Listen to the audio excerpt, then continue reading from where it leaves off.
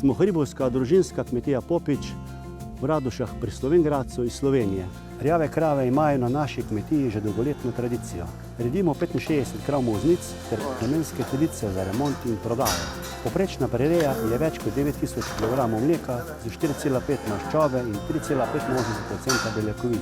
Rjave krave s svojo robustnostjo in velikim okvirjem konzumirajo velike količine voluminozne krme, kar je osnovni pridelek na hribovski kmetiji. Življenjska prereja krav se iz leta v leto povečuje, kar je posledica vse večje mlečnosti in daljše dobe reje.